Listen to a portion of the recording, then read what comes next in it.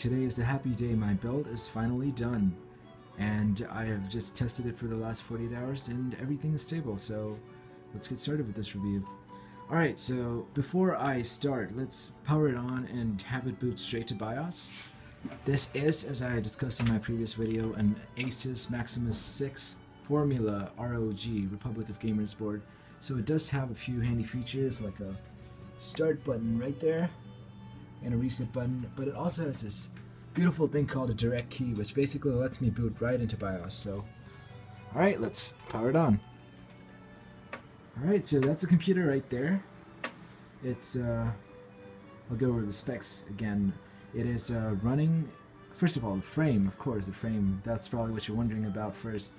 This frame is awesome. It's probably one of my favorite things about the build. Just the fact that the frame, this is the Inwin D frame. It is an open air frame, and it did come disassembled, so it was definitely a lot of fun putting it together. This is a limited edition aluminum. It's made of solid aluminum pipes, and it's got a sandcasted backboard. It is a limited edition case. Only 500 of them have been made in this color, and it's definitely, I think, a sight to behold. And it offers a lot of cooling being open air. Anyway, talking about the specs, let's see. This is running the Intel Core i7-4770K, which is the 4th generation. It's the Haswell series of processors. It's a quad core. It is using the latest 22 nanometer manufacturing process by Intel.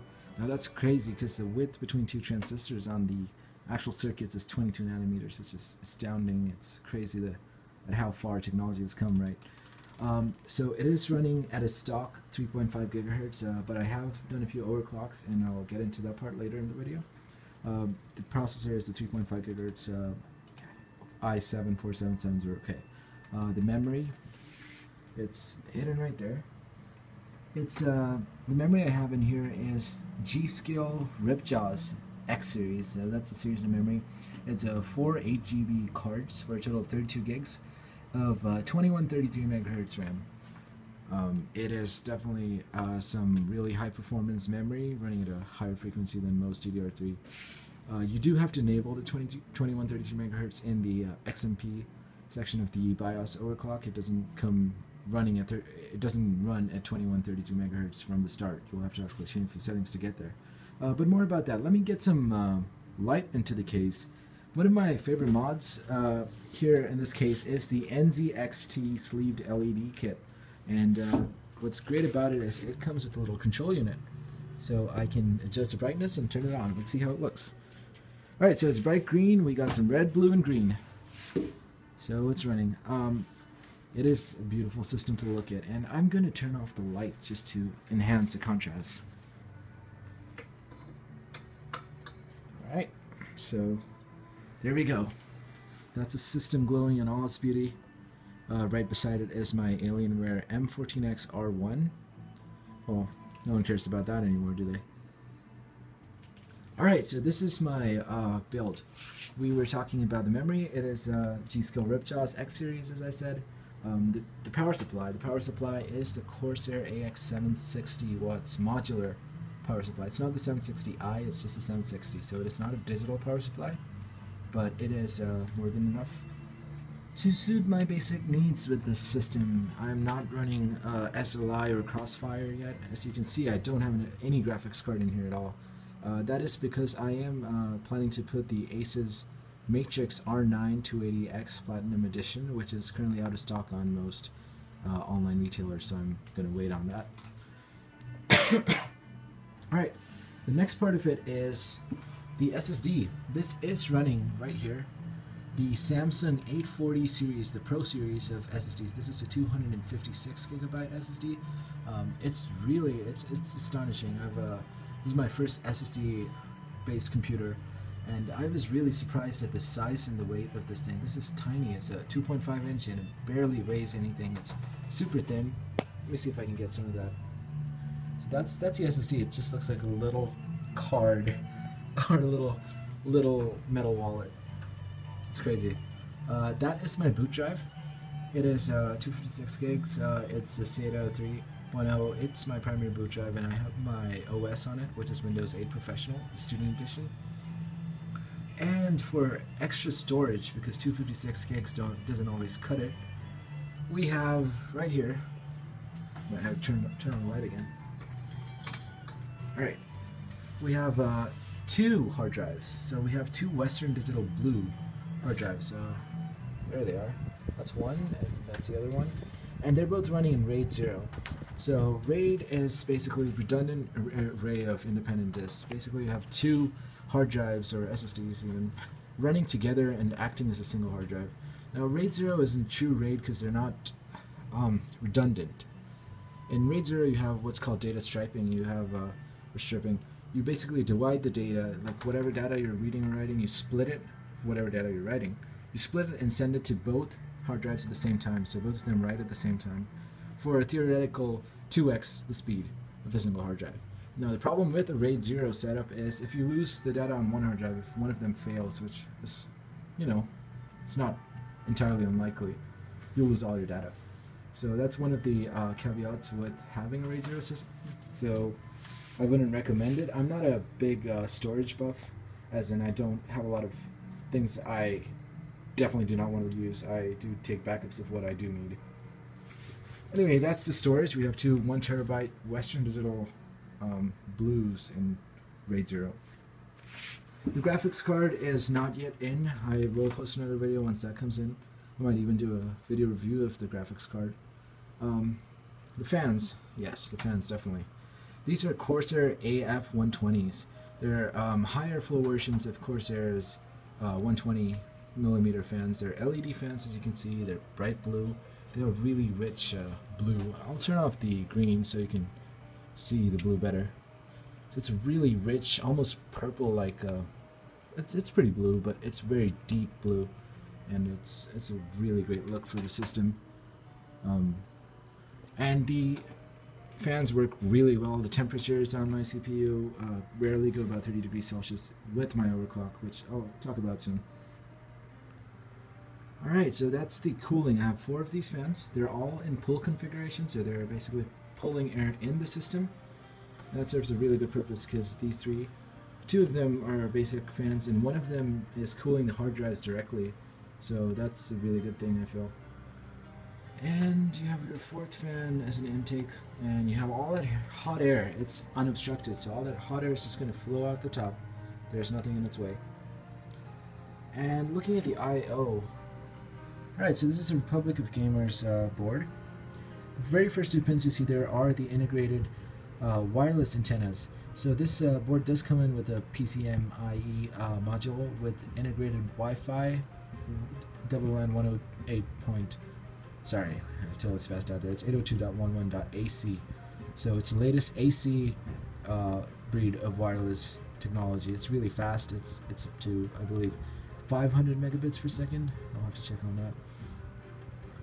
Right, you have your clear CMOS button in case you do a mod or an overclock and your system fails to start. This is just going to be like the reset switch to bring your motherboard back to its stock configuration, and it's going to basically reset all the clocks. You have ROG Connect, which is a great feature. ROG Connect basically lets you connect a laptop or another computer to this motherboard, and basically you can overclock and tweak all the settings without getting into the BIOS of your system, which is awesome. I would definitely show you that, but I do not have the cable. It's a USB Type A to Type A cable, which I don't have with me, or else I would gladly show you how ROG Connect works. It's a great feature ROG has done with this board. You have you have 4 USB 2.0s. One of them is the ROG Connect, which is also a normal USB 2.0. You have the USB 3.0, the super speed. I believe that's what the SS stands for. You got 4 and 2, which I've connected my peripherals. So it's for a total of 6 USB 3.0s. And you got a display port and an HDMI and a really high-end audio solution called Supreme Effects from ASUS. Alright, those are the I/O shields. Okay, that's the I/O shield and its I/O components. For cooling on this computer, for the CPU, I have the Cooler Master V8 GTS CPU cooler. It's an 8-pipe design, so you have 8, I believe, copper. They actually look like aluminum. Well, I'm not sure about it. I'll have to check into that. I believe they are aluminum, but I will verify. You have 8 pipes from the CPU leading into this huge radiator heat sink system, and you have two 140 millimeter fans, which are huge.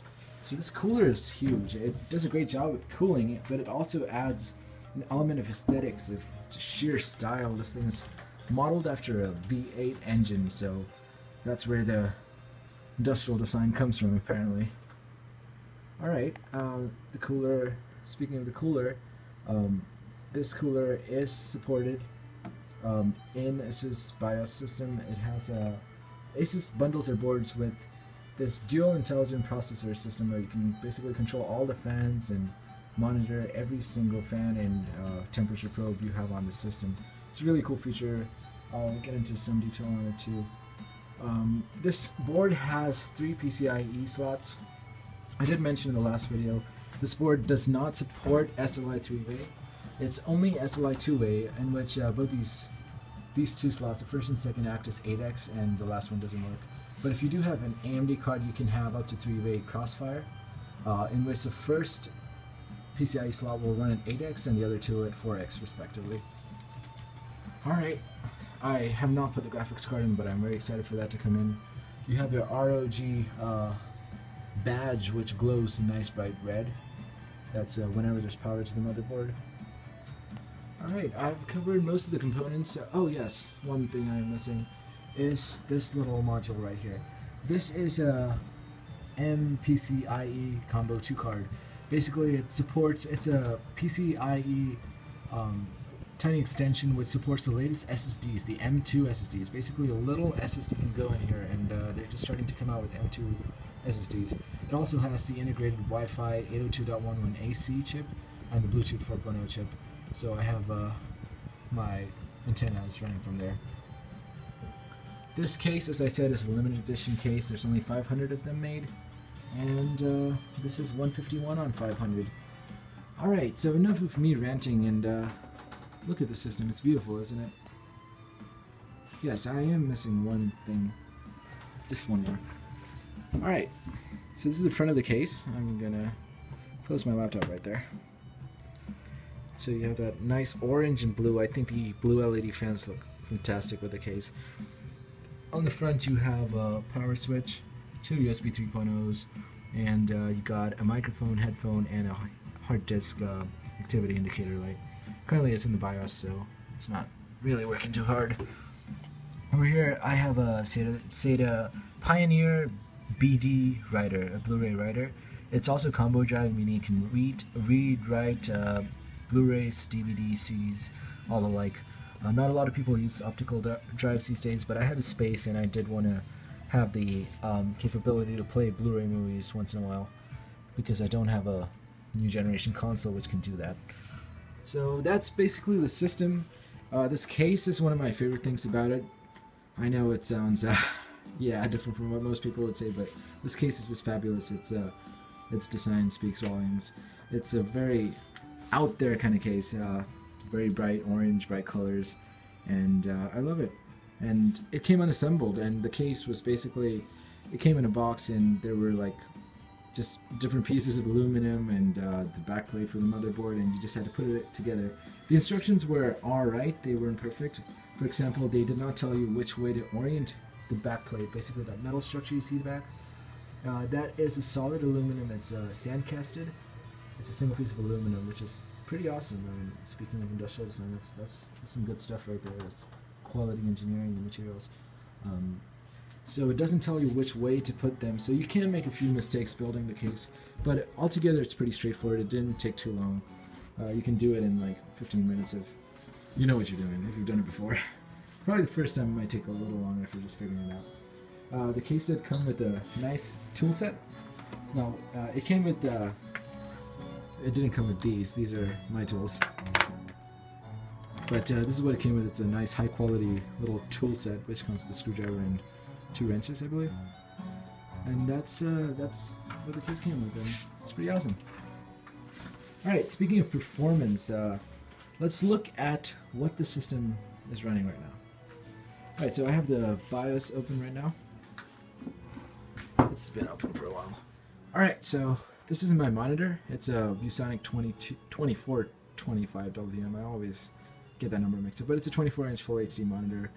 It's great because it can be put in bookshelf mode, as it is in this video. Basically, you're just laying it on a desk without the stand. Alright, so the CPU is running at 4.6 gigahertz, not megahertz. And I have the RAM running at 2133 megahertz. I haven't done a lot of overclocking as far as that's concerned. It is running really cool for this moment. For now, I haven't really gone into depth into the overclocking. I have used the dual intelligent processors, which is a great software suite that ASUS bundles with this motherboard. And I basically used that to overclock it. I think it changed the strap to 125 megahertz. That's what I think it did. I'm not sure, but I will be doing a totally fresh overclock, which I will be getting down and dirty with this machine, and preferably using ROG Connect.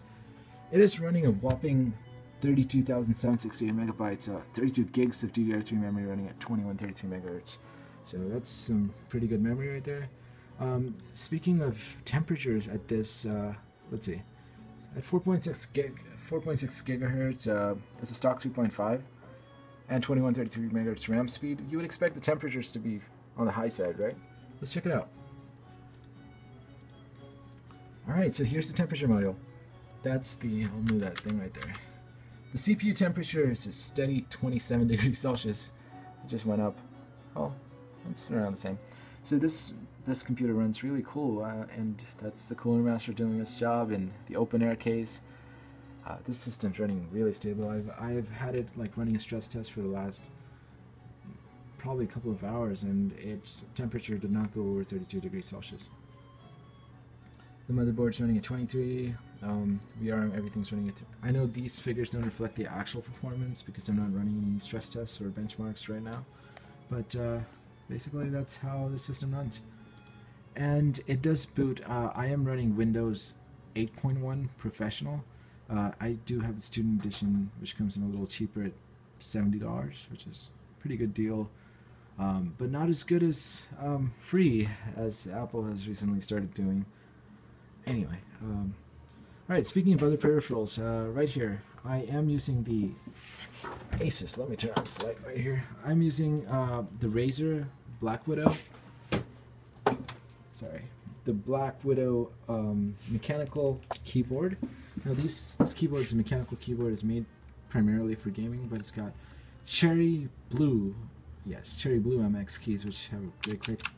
They're just fantastic for typing. So they got that nice, mechanical key feel to them. The mouse is a Razer Naga. It's a Naga multiple. That's an MMOG mouse.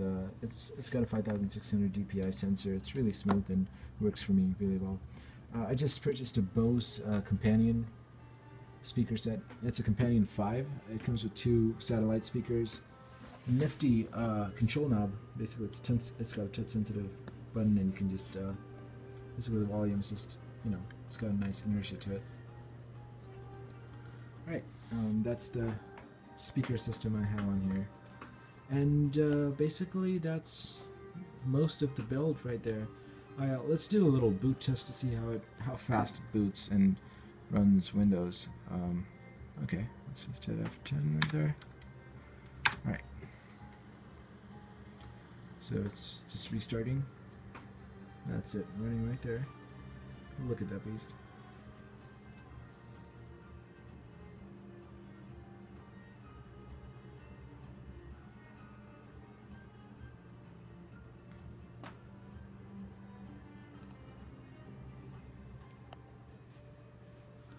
That's Windows Boot Manager. It just started restarting, and you see the ROG symbol, and let's see. There it is. There's Windows right there, and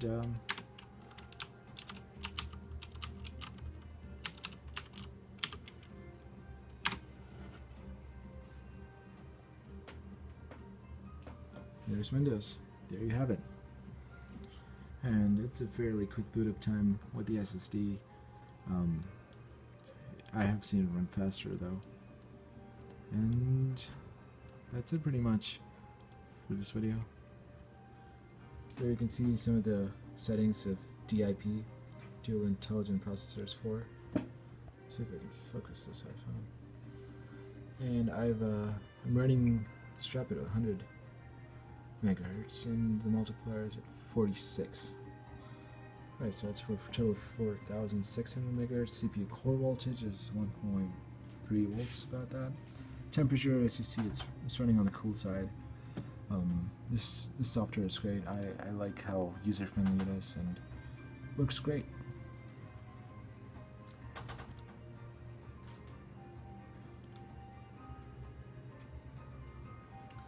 Alright, so that is my PC. I've called her Beast, and that's the little nickname I've given her. And let's just look at her in the dark one more time. And there she is. I don't think I missed any components, and yeah, just waiting on the graphics card, and she'll be complete. As I said, these LEDs have a brightness adjuster, so I can change the brightness or turn them off entirely. Wow, that just looks amazing. Blue and red. It's just beautiful.